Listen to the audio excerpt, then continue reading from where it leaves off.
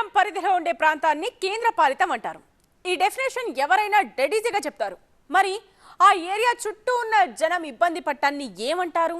దానికి ఎవరు బాధ్యత వహిస్తారు? హైదరాబాద్ మహానగరంలో 2 ప్రధాన ఏరియాలు కేంద్రం గుప్పెట్లో ఉండటంతో ఇప్పుడు ఇలాంటి ప్రశ్నలే ఉత్పన్నమవుతున్నాయి. కంటోన్మెంట్ బోర్డు పై చర్యలు తీసుకునేందుకు తెలంగాణ సర్కార్ సిద్ధమవడం, దానికి బీజేపీ కౌంటర్ ఇవ్వడం రాజకీయ రగడకు దారితీసింది.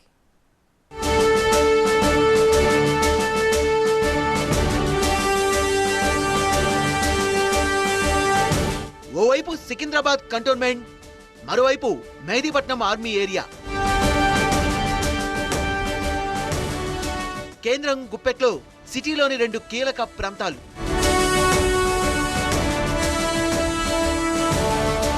టీఆర్ఎస్ బీజేపీ మధ్య మరోసారి రాజుకున్న అగ్గి. జంట నగరాల పరిధిలోని కంటోన్మెంట్ వ్యవహారం మళ్లీ రాజకీయ వేడిని రగిల్చింది. మెహదీపట్నం ఆర్మీ ఏరియాలో నాలపై చెక్ డ్యాం కట్టడం కొత్త గొడవకు కారణమైంది. కంటోన్మెంట్ బోర్డు తీరుపై మంత్రి కేటీఆర్ అసెంబ్లీ సాక్షిగా తీవ్ర స్థాయిలో విరుచుకుపడ్డం ఇప్పుడు తీవ్ర చర్చనీయాంశంగా మారింది. హైదరాబాద్ నాలాల అభివృద్ధిపై చర్చ సందర్భంగా సభ్యులు అడిగిన ప్రశ్నలకు సమాధానమిచ్చిన కేటీఆర్ కంటోన్మెంట్ ఏరియాలో నాలాలపై చెక్ డ్యాం కట్టడం పట్ల ఆగ్రహం వ్యక్తం చేశారు. అలా చేయడం వల్ల నాలాల బ్యాక్ వాటర్ తో కాలనీలు మునిగిపోతున్నాయని ఆందోళన వ్యక్తం చేశారు. ఈ సందర్భంగా కంటోన్మెంట్ అధికారులకు స్ట్రాంగ్ వార్నింగ్ ఇచ్చారు కేటీఆర్. కంటోన్మెంట్ అంటే హైదరాబాద్ జనంతో కలిసి ఉండాలని, ఇష్టానుసారం వ్యవహరిస్తే చూస్తూ ఊరుకోబోమని స్పష్టం చేశారు. ఎన్నిసార్లు చెప్పినా కంటోన్మెంట్ అధికారులు వినిపించుకోవడం లేదని, మొండిగా వ్యవహరిస్తే రాష్ట్ర ప్రభుత్వంగా ప్రజల శ్రేయస్సు కోసం కఠిన చర్యలు తీసుకుంటామని హెచ్చరించారు కేటీఆర్. రాష్ట్ర ప్రభుత్వంతో సహకరించుకుంటే కంటోన్మెంట్ కు కరెంట్ సరఫరా, నీటి సరఫరా నిలిపివేయాలని అధికారుల్ని ఆదేశించారు. హైదరాబాద్ లో ఉంటున్నప్పుడు కలిసిమెలిసి ఉండాలి కంటోన్మెంట్ అంటే, కానీ మా ఇష్టం వచ్చినట్టు రోడ్లు బంద్ చేస్తాం, ఇష్టం వచ్చినట్టు మేము చెక్ డ్యాములు కడతాం నాలాల మీద అంటే మేము కూడా ఊరుకోం అధ్యక్ష. మేము కూడా ప్రజల కోసం ఎంతకైనా తెగిస్తాము. అవసరమైతే మంచినీళ్లు బంద్ చేస్తాం, కరెంటు బంద్ చేస్తాం, అప్పుడైనా దిగిరారో చూస్తాం అధ్యక్ష. మా స్పెషల్ చీఫ్ సెక్రటరీ ఇక్కడే ఉన్నారు, నేను వారికి కూడా విజ్ఞప్తి చేస్తా ఉన్నా, వెంటనే పిలిచి మాట్లాడండి. ఒకవేళ వారు వినకపోతే తీవ్రమైన చర్యలకు, కఠిన చర్యలకు కూడా వెనుకాడవద్దని చెప్పి కూడా రాష్ట్ర ప్రభుత్వం తరఫున శాసనసభలో చెప్తా ఉన్నా. ప్రజల హితాన్ని కోరే వ్యక్తులుగా ఒక పైసా సహాయం చేయరు, పనిచేస్తున్న ప్రభుత్వానికి అవరోధాలు కల్పించడం ఇది మంచిది కాదని కూడా చెప్తూ మంత్రి కేటీఆర్ వ్యాఖ్యలు పెద్ద దుమారమే రేపాయి. ఇప్పటికే టీఆర్ఎస్ తో ఢీ అంటున్న బీజేపీ ఈ అంశంపై భగ్గుమంది. నియంతలు మాత్రమే ఇలా బెదిరింపులకు దిగుతారంటూ BJP IT cell incharge Amit Malviya tweet చేశారు. కంటోన్మెంట్ ఏరియాకు ఎన్నో పరిమితులుంటాయని, అందుకే వాళ్ల జాగ్రత్తలో వాళ్ళుంటారని ట్వీట్ లో తెలిపారు మాల్వియా. అంత మాత్రానికే వాటర్, కరెంట్ కట్ చేస్తామంటూ బెదిరిస్తే ఎలా అంటూ ప్రశ్నించారు మాల్వియా.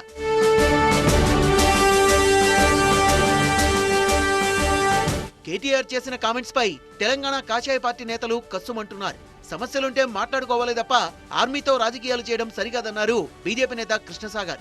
మేము డిమాండ్ చేస్తా ఉన్నాం మంత్రి కేటీఆర్ గారిని, వారు చేసిన ఈ ప్రొవోకేటివ్ స్టేట్మెంట్ ని వారు ఇమీడియట్ గా విత్డ్రా చేసుకోవాలి. మిలిటరీ వ్యవస్థ ఏదైతే సికింద్రాబాద్ కంటోన్మెంట్ లో ఉన్నదో వారికి వారు అపాలజైజ్ చేయాలి. ఎట్టి పరిస్థితుల్లో కూడా మనం మిలిటరీ వ్యవస్థని హెచ్చరించే స్థాయికి ఎవరు వెరగలేదు భారతదేశంలో, ఎవరు చేయకూడని పని అది. కాబట్టి వాళ్ళకి మీరు ఎలక్ట్రిసిటీ తర్వాత వాటర్ కట్ చేస్తా అనడం, వాటర్ సప్లై కట్ చేస్తా అనడం అది వాళ్ళకి భద్రతకు కూడా భంగం కలిగించే అంశం. కంటోన్మెంట్ కలహం ఈనాటిది కాదు, దశాబ్దాలుగా ఈ విషయంలో వివాదం చెలరేగుతూనే ఉంది. తెలంగాణ ఏర్పడ్డాక హైదరాబాద్ లో ట్రాఫిక్ నియంత్రణ కోసం స్కైవేలు, భారీ బ్రిడ్జిలకు ప్లాన్ చేసింది తెలంగాణ ప్రభుత్వం. అందుకోసం రక్షణ శాఖ అధీనంలో ఉన్న కంటోన్మెంట్ భూముల్ని అప్పగించాలని, అందుకు సమానమైన స్థలాల్ని వేరే చోట ఇస్తామని చెప్పింది. చాలాసార్లు కేంద్రానికి ఈ విషయమై లేఖలు రాసినా ఫలితం లేకుండా పోయింది. దీంతో అవకాశం దొరికినప్పుడల్లా ఈ విషయంలో కేంద్రాన్ని విమర్శిస్తూనే ఉన్నారు కేటీఆర్. కంటోన్మెంట్ ను జీహెచ్ఎంసీలో కలపాలన్న స్థానికుల డిమాండ్ ను కూడా కేంద్రం దృష్టికి తీసుకెళ్లారు. దీనిపై ఎన్ని వినతులు చేసినా కేంద్రం నుంచి మాత్రం సానుకూల నిర్ణయం రాలేదు.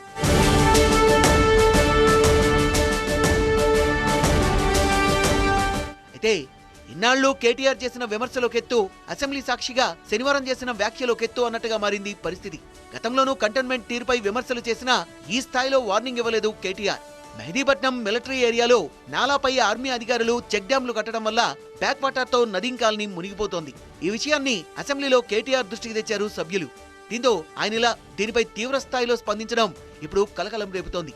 ఇప్పటికే కేంద్రం వర్సెస్ రాష్ట్ర ప్రభుత్వం అన్నట్టుగా ఉన్న పొలిటికల్ సిచ్యువేషన్ కు ఈ అంశం కూడా తోడు కావడంతో వ్యవహారం మరింత వేడెక్కింది. జంట నగరాల్లో 2 ప్రధాన ఏరియాలు ఇప్పుడు కేంద్రపాలిత ప్రాంతాలుగానే ఉన్నాయి. ఒకటి సికింద్రాబాద్ కంటోన్మెంట్, రెండోది మెహదీపట్నం ఆర్మీ ఏరియా. ఈ రెండు ప్రాంతాల్లో కూడా చుట్టుపక్కల ప్రజలు ఎన్నో ఇబ్బందులు ఎదుర్కొంటున్నారు. కేంద్రం గుప్పెట్లో ఉన్న ఈ ఏరియాల్లో రాష్ట్ర ప్రభుత్వం ఏమీ చేయలేని దుస్థితి. ప్రజలు అలా ఇబ్బందులు పడుతుంటే చూస్తూ ఊరుకోలేని పరిస్థితి. ఈ విషయంలో కేంద్ర రాష్ట్ర ప్రభుత్వాలు ఎలా ముందుకెళ్తాయి, ప్రజా సమస్యల్ని ఏ విధంగా పరిష్కరిస్తాయి అన్నదే ఇప్పుడు ఉత్కంఠ రేపుతోంది. పైగా ఇప్పుడు ఈ అంశం పూర్తిగా రాజకీయ రంగు పులుముకోవడం మరింత ఆసక్తి రేపుతోంది. హైదరాబాద్ నాలాల అభివృద్ధిపై అసెంబ్లీలో చర్చ సందర్భంగా మంత్రి కేటీఆర్ చేసిన వ్యాఖ్యలు ఇప్పుడు చర్చనీయాంశంగా మారాయి. ఆర్మీ ఏరియాలో నాలాలపై చెక్ డ్యాంలు కట్టడం వల్ల పలు కాలనీలు ఎలాంటి దుర్భరమైన పరిస్థితిని ఎదుర్కొంటున్నాయో అనే విషయాన్ని మంత్రి కేటీఆర్ వివరించారు. Balkapur నాలాకు army అడ్డుకట్టపై TV9 ground report. केंद्र सरकार जो है कंटोनमेंट में खास जो हमारे मिलिट्री अथॉरिटीज है बेवजह तकलीफ पहुंचा रहे हैं हैदराबाद की आवाम को। हमने बहुत बार शिकायत किया उनको। कंटोनमेंट में एक तरफ रोड बंद कर देते हैं और दूसरी तरफ यहाँ पे बुल्कापुर नाला पे एक चेक डैम बांध के वो शातम तालाब आज उसकी जो हालत है, एक तरफ से ఒక వైపేమో కంటోన్మెంట్ లో చెక్ డ్యామ్ గట్ట అక్కడ నీళ్లు ఆపుతున్నారు సార్. దానివల్ల నదీం కాలనీ మునిగిపోతున్నది. సో మంత్రి కేటీఆర్ చెప్పిన కాలనీని కూడా మనం స్క్రీన్ మీద చూసాం. వరదలు వచ్చినప్పుడు ప్రత్యక్ష నరకం చూస్తున్నారు నదీం కాలనీ వాసులు. కాలనీ మొత్తం బ్యాక్ వాటర్ లో చిక్కుకుపోయింది. కార్లు మునిగిపోయాయి. బైక్లు కార్లు వేసుకుని తిరగాల్సిన చోట బోట్లు వేసుకుని తిరగాల్సిన దుస్థితి. సో అలాంటి పరిస్థితి మరోసారి రావద్దనే కేటీఆర్ చెప్పింది. ఆర్మీ వాళ్ళు చెక్ డ్యాంలు కట్టడం వల్ల మరోసారి వరదలు వస్తాయి, ఇలాంటి పరిస్థితి వస్తుందన్నది మంత్రి ఆందోళన.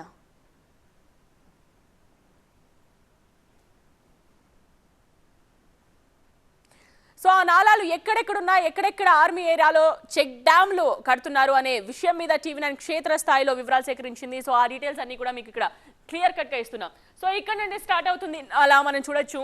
సో బల్కాపూర్ నుండి స్టార్ట్ అయ్యే నాలా ఇవన్నిటినీ క్రాస్ చేసుకుంటూ ఈ ఏరియాస్ అన్నిటినీ లైక్ మణికొండ, షేక్పేట్, టోలీ చౌకీ, హకీంపేట్, ఇక్కడ ఈ మధ్యలో గ్రీన్ కలర్లో మీకు కనిపిస్తున్నది ఆర్మీ ఏరియా. నాలాపై అక్కడ చెక్ డ్యామ్ని కూడా నిర్మించారు. సో ప్రెజెంటేషన్లో అది కూడా మేము మీకు చూపిస్తూ ఉన్నాం. సో దీని తర్వాత వచ్చే ఏరియాస్ని కూడా మనం చూడొచ్చు. ఫస్ట్ లాన్సర్, చింతల బస్తీ, ఖైరతాబాద్ అండ్ హుసేన్ సాగర్. సో యాక్చువల్గా జరగాల్సింది బల్కాపూర్ నుండి స్టార్ట్ అయ్యే నాలా ఇలా ఈ ఏరియాస్ అన్ని దాటుకుంటూ హుసేన్ సాగర్లోకి వెళ్ళాలి. కానీ ఇక్కడ జరుగుతున్నది ఏంటి, ఇక్కడ అడ్డుకట్ట పడుతోంది. ఎస్, ఆర్మీ ఏరియాలో నాలాపై చెక్ డ్యామ్ కట్టడం వల్ల సో హుసేన్ సాగర్కి కాకుండా ఇక్కడే వాటర్ ఆగిపోతూ ఉన్నాయన్నమాట.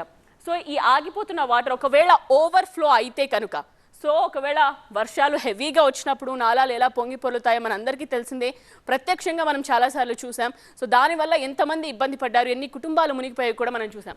సో ఇక్కడ అది కట్టడం వల్ల ఇక్కడే ఓవర్ఫ్లో ఒకవేళ అవ్వితే ఓవర్ఫ్లో అయినప్పుడు కూడా ఈ ఏరియాకి అంటే ఆర్మీ ఏరియాకి ఎటువంటి ఇబ్బంది లేకుండా వాళ్ళు అక్కడ మళ్ళీ ఇంకొక కట్టడాన్ని లైక్ ఒక పెద్ద హోల్ని కూడా వాళ్ళు అక్కడ నిర్మించుకున్నారు. సో దాని ద్వారా ఈ చెరువులోకి వెళ్ళిపోయే అవకాశం ఉంటుంది.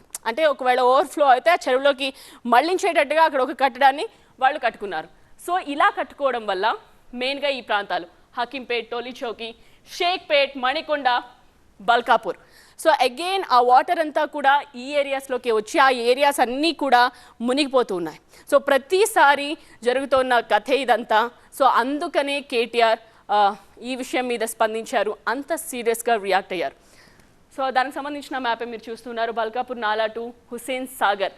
సో ఎలా వాటర్ ఫ్లో అవుతుంది, ఏ ఏరియాస్ మునిగిపోతాయి, చెక్ డ్యామ్ ఎక్కడుంది, అది కట్టడం వల్ల ఈ ఏరియాస్ ఎఫెక్ట్ అవుతాయి అన్నది మీకు క్లియర్ కట్గా మేము చూపించాం.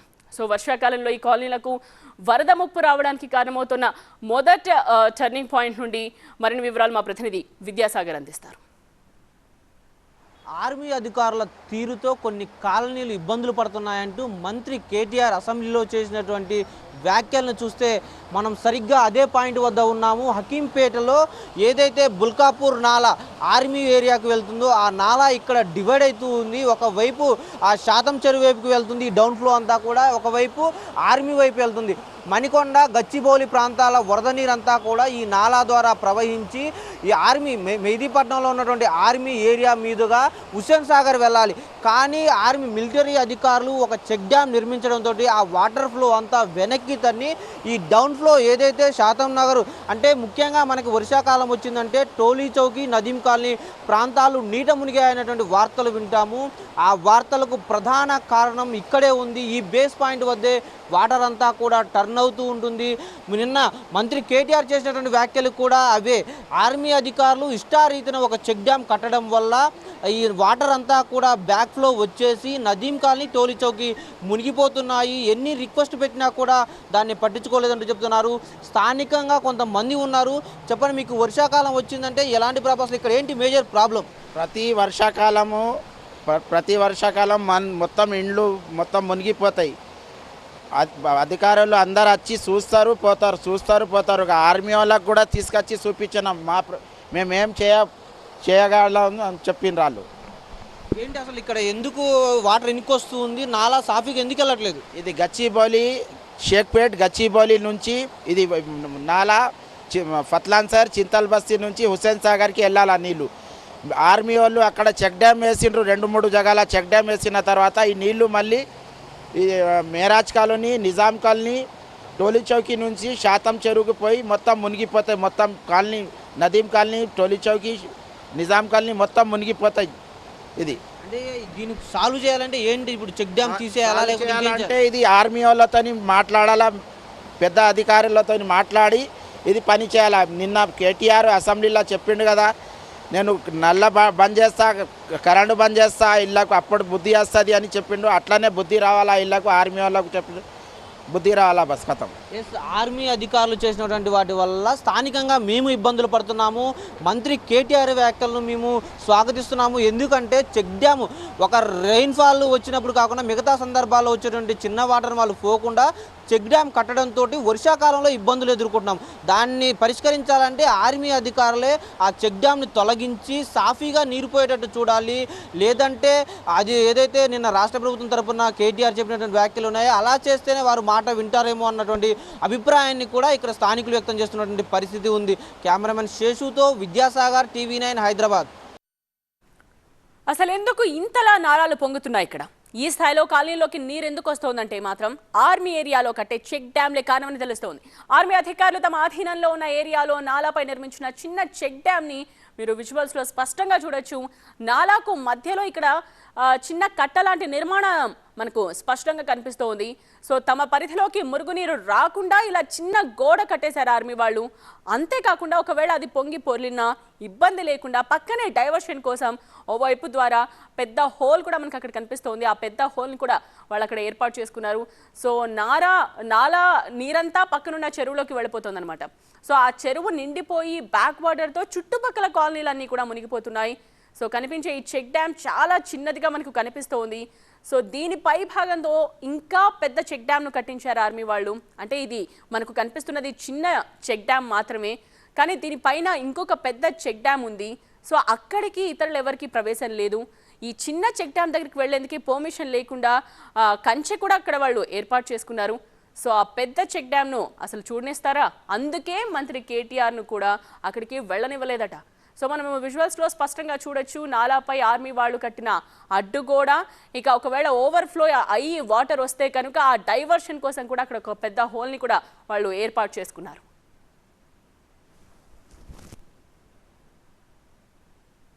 సో ఇష్టానుసారం నాలాలపై ఆర్మీ వాళ్ళు చెక్ డ్యామ్లు కట్టేస్తూ ఉండడంతో మురికి నీటిని పైప్ల ద్వారా డైవర్షన్ చేస్తూ ఉండడంతో ముందుకు వెళ్ళలేక వెనక్కి వచ్చి టోలీ చౌకీ, శాతం నగర్, అల్ హస్నత్ కాలనీ, హకీంపేట్, నిజాం కాలనీలని ఇవన్నీ ముంచేస్తూ ఉన్నాయి. సో టోలీ చౌకీ సహా చుట్టుపక్కల కాలనీలన్నీ జలమయమవుతున్న పరిస్థితి మీరు స్పష్టంగా ఇక్కడ చూడొచ్చు. సో ముంపు ప్రభావిత ప్రాంతాలు ఏవే ఉన్నాయి అన్నదే కనిపిస్తోంది.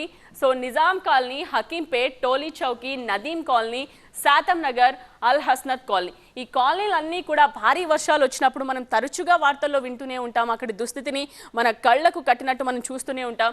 సో ఈ ఏరియాస్ అన్నీ ప్రధానంగా అక్కడ ఎఫెక్ట్ అవుతూ ఉన్నాయి.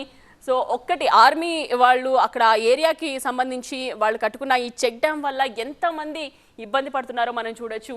ఈ కాలనీస్ అన్నీ కూడా నదీం కాలనీ, శాతం నగర్, టోలీ చౌకీ, హకీంపేట్, నిజాం కాలనీ, అల్ హస్నత్ కాలనీ. సో ఈ ఏరియాస్ అన్నీ కూడా అక్కడ జీవించే వాళ్ళందరూ కూడా తరచుగా ఇబ్బందులు పడుతూ వస్తూ ఉన్నారు. సో దీనికి పరిష్కారంగానే ఒక మార్గం చూపించాలి అంటూ చర్చలు చాలాసార్లు జరిగిన ఆ చర్చలు ఫలించట్లేదనే ఇప్పుడు కేటీఆర్ ఆగ్రహం వ్యక్తం చేశారు ఈ విషయం మీద. సో బాల్కాపూర్ గ్రామం నుండి వచ్చే ఈ నాలకు అడ్డుగా చెక్ డ్యామ్ల నిర్మాణం లేకపోతే ఈ చుట్టుపక్కల కాలనీలకు ఏమాత్రం ఢోకా ఉండదు. సో సాఫీగా నీళ్లు వెళ్ళిపోతాయి. ఆర్మీ ఏరియాలో కడుతున్న ఈ చెక్ డ్యామ్ల వల్లే బ్యాక్ వాటర్ తమ ఇళ్లను ముంచేస్తున్నాయి అంటున్నారు అక్కడ స్థానికులు. సో గోడలు తడిసిపోయి ఎప్పుడు కూలుతాయోనన్న ఆందోళనలో వాళ్ళు ఉంటున్నారు. పేటలో ఉంటాము, నాల పక్కకే ఉంటుంది మా ఇల్లు. అయితే ఇక్కడ నాల నిండిపోయి వాటర్ అంతా మళ్ళీ రిటర్నే వస్తుంది. అక్కడ ఆర్మీ వాళ్ళు బంద్ చేయడం వల్ల, నాల బంద్ చేయడం వల్ల వాటరు మొత్తం వర్షాకాలంలో ఇబ్బందికి గురయ్యి మొత్తం నీళ్ళని రిటర్న్ రావడం వల్ల ఇంట్లోకే వచ్చేస్తున్నాయి. ఇంట్లోకి వస్తే ఇండ్లు మొత్తము నిండిపోతుంది. ఇంట్లో చిన్న చిన్న పిల్లలు ఉన్నారు. ఆ పిల్లల దిక్కించి ఇబ్బంది అయ్యి మొత్తం గోడలన్నీ మెత్తగా అయిపోయి గూలిపోయే పరిస్థితి రావడం వల్ల మేమే గూలగొట్టేసినాం. ఇంకా మొత్తము వాటర్ అసలు పోవట్లేదు, ఇక్కడ నాలలో నుంచి డైరెక్ట్ వెళ్ళట్లేదు. అవే వర్షం వచ్చినప్పుడల్లా మళ్ళీ రిటర్న్ వచ్చేస్తున్నాయండి నీళ్ళు. నాల నిండిపోయి చెప్పాము, ఎమ్మెల్యే సాబ్ కూడా వచ్చి చూసిపోతుంటాడు, జేసీపీ వచ్చి తీపిస్తుంటాడు. అప్పుడు తీపిచ్చినప్పుడు మాత్రమే నీళ్ళు కొంచెం వెళ్తాయి. తర్వాత మళ్ళీ అవి రిటర్న్ వచ్చి నాల మొత్తం నిండిపోయి ఇళ్ళకే వచ్చేస్తున్నాయి. దానివల్ల మాకు ప్రాబ్లం అయ్యి గోడలన్నీ మెత్తగా అయ్యి మొత్తం ఇళ్ళకి రావడం వల్ల ఇప్పుడు ఇల్లే గూలగొట్టేసుకొని కూర్చున్నాము. देखो बारिश के वजह से हमारे नुकसान हो रही। मिलिट्री वाले जो पानी रोक दे रहे, हमारे घरों के सामने नाले है, नालों के वजह पानी आ जा रहा घरों में। थोड़ी बारिश होते पानी आ जा रहा हमारे घरों में। नुकसान अनाज पानी कपड़ा लत्ता सामाना बहुत नुकसान हो रहे हमारे गरीब लोगों की तरफ से। एमएलए साहब हमारे को बचत कर रही। एमएलए साहब हमारे को जो भी है सही जगह पे ले जाके रख के हमारे को अच्छा महसूस रख दे रहे। सब नुकसान भी हुआ तो थोड़ा बहुत दे रहे एमएलए साहब हमारे को। बारिश नहीं आने से पहले ये नाले को सही कर दीजिए। हमारे घरों में पानी घुस के बहुत नुकसान हो जाता। जो भी है ये नाला सही कर दीजिए। అసలు జంట నగరాల్లో కంటోన్మెంట్ కలహం ఈనాటిది కాదు. ఏళ్లుగా అక్కడి ప్రజలు నరకం చూస్తున్నారు. ఎప్పుడు రోడ్లు మూస్తారో తెలియదు, ఎప్పుడు తెరుస్తారో తెలియదు. వాళ్ళు చెప్పిందే శాసనం, చేసిందే శాసనం అన్నట్టుగా ఉంటుంది పరిస్థితి. కంటోన్మెంట్ రోడ్లు తెరిస్తే భాగ్యం, లేదంటే చుట్టుపక్కల జనాల దౌర్భాగ్యం. కంటోన్మెంట్ రహదారులు తెరిచి ఉంటే ఎర్లీ జర్నీ, లేదంటే లేట్ జర్నీ. దీనికి అలవాటు పడిపోయారు జనం. తాజాగా అసెంబ్లీలో కంటోన్మెంట్ ఏరియాపై మంత్రి కేటీఆర్ సంచలన వ్యాఖ్యలు చేయడంతో ఇప్పుడు ఈ అంశం మరోసారి తెర మీదకు వచ్చింది. కంటోన్మెంట్ రోడ్లను మూసివేయడం వల్ల ఇక్కడి ప్రజలు ఎలాంటి సమస్యలు ఎదుర్కొంటున్నారనే విషయమై TV9 ఒక గ్రౌండ్ రిపోర్ట్ని రెడీ చేసింది. అసలు కంటోన్మెంట్ చుట్టుపక్కల జనం రాకపోకలకు ఈ రహదారుల మూసివేత ఏ విధంగా ప్రభావం చూపిస్తోంది, కంటోన్మెంట్ రోడ్ ద్వారా వెళితే ఎంత సమయం పడుతుంది అనే విషయాన్ని మా ప్రతినిధి ఏలేందర్ తెలియజేస్తారు. మరోసారి కంటోన్మెంట్ రోడ్డు మూసివేతకు సంబంధించినటువంటి అంశం తెర మీదకి వచ్చింది. ప్రస్తుతం అసలు ఎట్లా ఉంది పరిస్థితి, మూసివేస్తే ఎలాంటి పరిస్థితులు ఎదురవుతున్నాయనే అంశాలకు సంబంధించి మీకు ఒకసారి ప్రాక్టికల్గా చేసి చూపించే ప్రయత్నం చేస్తాను. ప్రస్తుతం నేను సికింద్రాబాద్ కంటోన్మెంట్ రోడ్డు గుండా వెళ్ళడానికి ఎంట్రన్స్ పాయింట్ ఉన్నటువంటి ఏదైతే సికింద్రాబాద్ క్లబ్ ఏరియా దగ్గర ఉన్నాను, ఆ సిగ్నల్ దగ్గర నుంచి ప్రస్తుతం నేను ఉన్నటువంటి రోడ్ చూస్తే దాదాపుగా కంటోన్మెంట్ మిలిటరీ ఏరియా నుంచి వెళ్తున్నటువంటి పరిస్థితి. ఇక్కడ నుంచి అటు నేరేడ్మెడ్ వరకు ఉన్నటువంటి ending point, cantonment ending point వరకు వెళ్ళడానికి ఎంత సమయం పడుతుంది, అదేవిధంగా హైవే యూజ్ చేసుకోవడానికి అంటే ఒకవేళ ఈ రోడ్డు మూవ్ చేస్తే ఆ రోడ్డు తిరుమలగిరి నుంచి ఇటు సికింద్రాబాద్ నుంచి ఇటు సిద్దిపేట కరీంనగర్ హైవే వైపు రోడ్డు యూజ్ చేసుకుంటూ తిరుమలగిరి రోడ్డు నుంచి వెళ్తే ఎంత సమయం పడుతుంది, ఎంత దూరం ఉంటుంది అనేది సరే మనం డెమోగా ప్రాక్టికల్గా చేసి చూపించే ప్రయత్నం చేద్దాం. సో ప్రస్తుతం మనం ఈ సిగ్నల్ పాయింట్ నుంచి ఆ సిగ్నల్ పాయింట్ వరకు మూవింగ్ స్టార్ట్ చేసాము. రీడింగ్ చూస్తే 0 ఉంది, టైం 10:19 అవుతుంది. అక్కడికి వెళ్ళేసరికి ఎంత టైం పడుతుంది అనేది ఇప్పుడు మనం ఒకసారి ఈ కంటోన్మెంట్ రోడ్ యూజ్ చేసుకుంటే ఎంత సమయం పడుతుంది, ఎన్ని కిలోమీటర్లు మనం ప్రయాణం చేయాల్సి వస్తుందో చూస్తాం. ప్రస్తుతం మనం చూస్తున్నాం కదా, ఈ రోడ్డు అనేది కంటోన్మెంట్ రోడ్డు గుండా వెళ్తున్నాము. ఈ రోడ్లో చాలామంది రోజుకు లక్ష మంది వరకు కూడా వాహనదారులు ఈ రోడ్ని యూజ్ చేసుకుంటారు. ఎందుకంటే ఈసీఎల్ నుంచి అటు ఏఎస్ఆర్ నగర్ అటువైపు కీసర వైపు నుంచి వచ్చే వాళ్ళంతా కూడా సికింద్రాబాద్ వైపు వెళ్ళే వాళ్ళంతా కూడా ఈ రోడ్ని ఎక్కువగా యూజ్ చేసుకుంటూ ఉంటారు. అదేవిధంగా మిలిటరీ వాళ్ళు దాదాపుగా ఇటు సాధారణ ప్రజలు ఏదైతే కంటోన్మెంట్ ఏరియాలో ఉన్నటువంటి సాధారణ ప్రజలు కూడా ఇదంతా యూజ్ చేసుకుంటున్నటువంటి పరిస్థితి. దాదాపుగా 10,000 ఎకరాల విస్తీర్ణంలో ఉన్నటువంటి ఈ కంటోన్మెంట్ ఏరియా అనేది దాదాపుగా 6,000కు పైగా కూడా మిలిటరీ, అదేవిధంగా రైల్వేస్, దాదాపుగా ఎయిర్పోర్ట్ డిపార్ట్మెంట్ ఎయిర్ ఫోర్స్ సంబంధించినటువంటి విభాగాల పరిధిలోనే దాదాపుగా 7,000 వరకు కూడా ఎకరాల స్థలం వాళ్ళ ఆధీనంలో ఉంది. దాదాపుగా మరింత 3,000 ఎకరాల స్థలం మాత్రం సాధారణ ప్రజలు మాత్రం నివసిస్తుంటారు. ప్రస్తుతం మనం దాదాపుగా మిలిటరీ ఏరియాలోకి కంటోన్మెంట్ ఏరియాలోకి ఎంటర్ అయిపోయినాము. ఇక్కడే రోడ్లు మూసివేసినప్పుడు ఇక్కడే గేటు వేసేసి పూర్తిగా ఈ రోడ్ క్లోజ్ అని చెప్పేసి ఒక బోర్డును పెట్టినప్పుడు ప్రజలు ఇబ్బందులు పడుతుంటారు, సాధారణ ప్రజలంతా కూడా ఇబ్బందులు పడుతుంటారు. సో ఈ ఏరియా అంతా కూడా మిలిటరీ వాళ్ళ ఆధీనంలో ఉండడం వల్ల ప్రయాణికులు వాహనదారులు ఎవరు ఏం చేయలేని పరిస్థితుల్లో వెనుదిరిగి వేరే ఆల్టర్నేట్ రూట్లో వెళ్తున్నటువంటి పరిస్థితి మనం ఎక్కువగా గమనిస్తూ ఉంటాం. ప్రస్తుతం మనం ఎండింగ్ పాయింట్కి వచ్చినాం. మనం ఒకసారి రీడింగ్ చూస్తే 3.8 ఉంది, దాదాపుగా 3.8 కిలోమీటర్స్ వచ్చింది. 10 మినిట్స్, దాదాపుగా 10 to 15 మినిట్స్ మాత్రమే మనకు టైం స్పెండ్ అయింది. అంటే ఈ కంటోన్మెంట్ ఏరియా రోడ్డుని యూజ్ చేసుకుంటే, మిలిటరీ వాళ్ళ ఆధీనంలో ఉన్నటువంటి ఈ రోడ్డుని యూజ్ చేసుకుంటే దాదాపుగా 3.5 కిలోమీటర్లు 15 నిమిషాల సమయం మనకి పడుతుంది. అదే ఆ రోడ్ని యూజ్ చేసుకుంటే, అంటే ఒకవేళ ఈ రోడ్ని మూసివేస్తే ఎంత సమయం పడుతుంది అనేది ఆ రోడ్లో మనం ప్రయాణించి మనం చూసే ప్రయత్నం చేద్దాం. ఇక రోడ్లు మూసివేయడం ఒక్కటేనా, కంటోన్మెంట్లో ఇంకేం సమస్యలు లేవా అంటే బోలెడన్ని ఉన్నాయంటున్నారు స్థానికులు.